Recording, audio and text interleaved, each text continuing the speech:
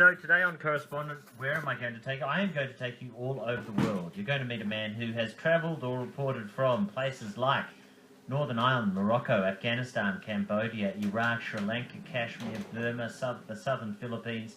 He lives sort of halfway, half the time in Cambodia, the rest of the time in Hong Kong. Luke Hunt is his name. He's written for everything from The Economist through the New York Times, The Times and The Age. And he's in Melbourne at the moment. Luke, thanks for joining us. Thanks for having me. Great to be here. Look, long list of countries. I'm going to ask you a facile question. Sure. Favourite country to report from? What's the best experience? Is there one singular country where you had the most satisfying reporting experience? I think the most fun was Sri Lanka, but also the most brutal.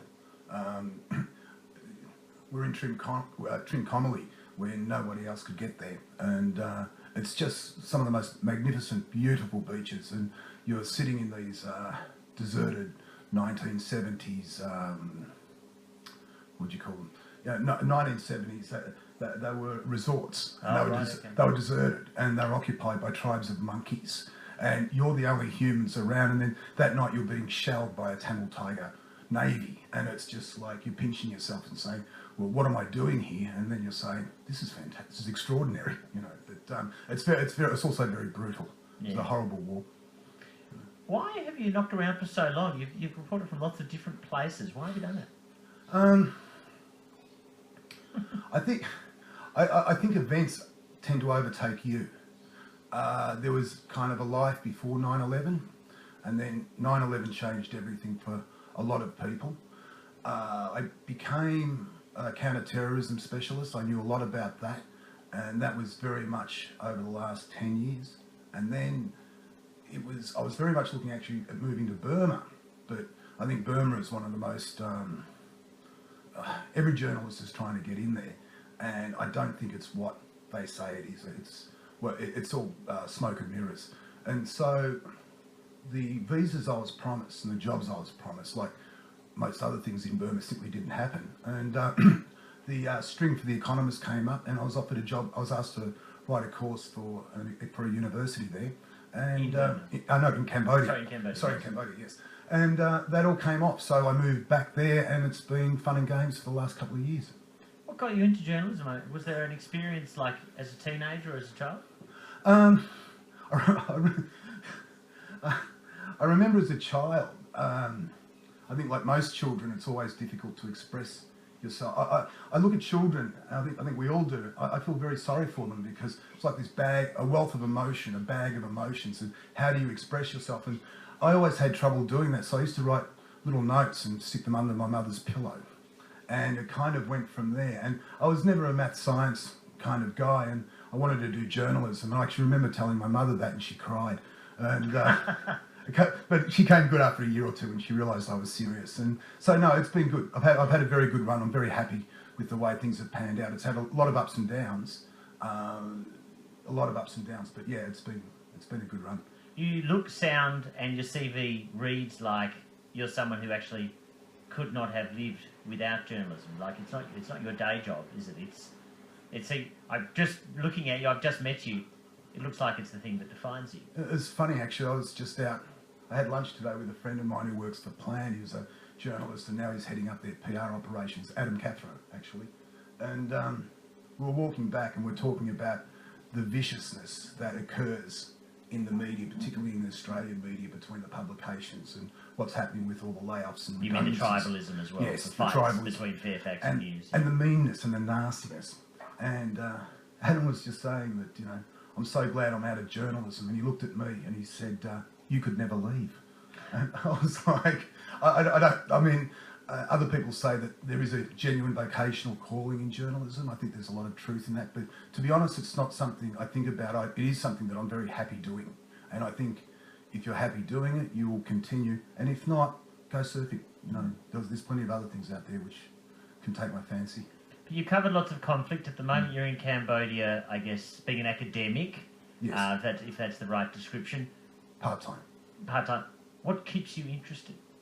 I think the change is really interesting. It's interesting coming here and seeing some of the dreadful portrayals of Cambodia, mainly because of the refugees that are being relocated there. And I'm sorry, but Cambodia is quite a nice place in many ways. Yes, there is a lot of poverty still, but anybody who's been to Cambodia in recent years and was in Cambodia during the war years, you know, you cannot compare the two. And when you see that and the people you meet along the way and the great changes that do occur, and it's like I know you were in Afghanistan. I was in Afghanistan in the 1990s, and it's still a dreadful place, but it's so much better than what it was. So are you addicted to seeing things change? Is that the right description? Just watching the great wheels of societies move? I would agree with that if they moved in the way I wanted them to. Right. It hasn't gone like that. Yeah, well, often you're covering the unwinding or the peeling back of the civilization. Indeed. I mean, we're seeing, I think historians are going to have a lot of fun with this one, 10, 20, 30 years from now when they look at Iraq and Afghanistan, the advent of the internet, the impact on the media. Where we are at the moment is... it's extraordinary where we are, and in the middle of it, I feel safer where I am, if that makes sense. Because when I come back to Australia, there's a lot of yelling. Everyone's yelling at each other. Whereas you feel like in Asia you're doing just good old-fashioned reporting. I'm a correspondent. Yeah, I'm there. I'm not trying to be a native. I'm not trying to be a local. I just feel like I'm here to tell with my mindset. I grew up in Springvale. It's like this is my mindset which I bring to the job, and that's my audience that I try to talk to when I'm writing. Yeah. Luke Hunt is with me for Correspondence Club. Where are we taking you to? As you heard, he grew up in Springvale. He lives between Cambodia and Hong Kong. On Twitter, by the way, he's just at Luke Anthony Hunt if you want to follow his musings. Tell me a bit about your day-to-day life, Luke, in Cambodia and Hong Kong. It must be pretty different to living in Springvale, or is it similar? Yeah, I think as a freelance journalist, I remember waking up 8 years ago when I first started as a freelancer, and I was with Agence France Presse for many years, and I did 19 years on Wires, and then I'd had enough, and I'm like, right, I'm out, I'm going freelance, and we had the parties, the farewells, the obligatory, lots of alcohol consumed, all that kind of stuff, and then I wake up one morning and I'm like lying there, and I'm thinking, what am I going to do now? How am I going to structure this? And it's very much like going to work. I actually run my life pretty much the way I do, like I used to on a wire. But I'll work a little bit on a Sundays. Monday, Tuesday, Wednesdays, I'll knuckle down and I'll be writing all day, depending on if I'm covering breaking news stories. And then the rest of it, well, I mean, I'll burn a spot in the sun when I can take it off. I will. So, and give me an idea. I'm just interested in especially I guess Cambodia, and probably more people listening have been to a place like Hong Kong. What part of town do you live in? What's it look like? What are you eating each day? In Cambodia, I've got a nice little dig actually, and it's quite cheap. It's about, what's the exchange rate now? It's about $400 a month. It's more like it's like a little terrace house really, but it's within a compound. And the owner of the compound is a former, he used to work for the Interior Ministry, and he's retired, but that's quite handy because these are the guys who know the security and they hold a lot of respect on the block.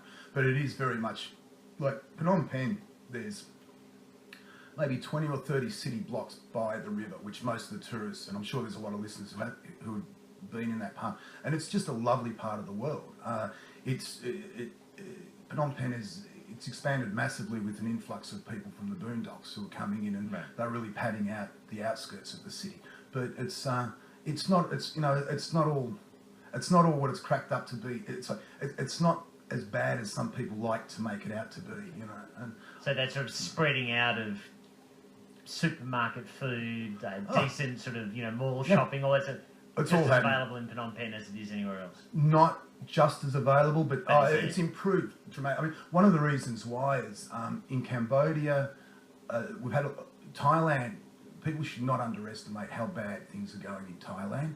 So you've got Vietnam, Laos, communist countries on the east and northern flank, and in Cambodia, you don't need a local partner to open up a bar and a restaurant.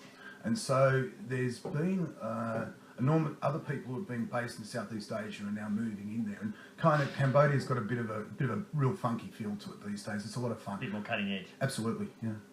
And how many friends do you make as you move around? I mean, you've been living in places like Hong Kong and Cambodia. I'm just curious, Do you make friends with people from all over the world, or are you making friends with people who grew up there? Well, both. You know, I went to Istanbul last year. I was best man at a wedding, and Dan Boylan, he's one of my great mates, and he a bit of a poet who's always part-time correspondent, part-time poet. We've all got those kinds of friends, and I'm in touch with him all the time. And we're Skyping the other day, and I'm like, "How's the wife?" And he's like, "Pregnant, twins." Right. And it's like, so But I'm kind your of, but community they're all is scattered around that's the right. world, isn't That's it? right. And when you look at, I mean, living abroad now as a correspondent, it's not like what it was. It's like I've got Dan, we're Skyping with each other. My mum, I've hooked her up digitally. She can work a digital camera. She's 70, in her late 70s. She can work a digital camera. I've got her on the computer. We Skype all the time.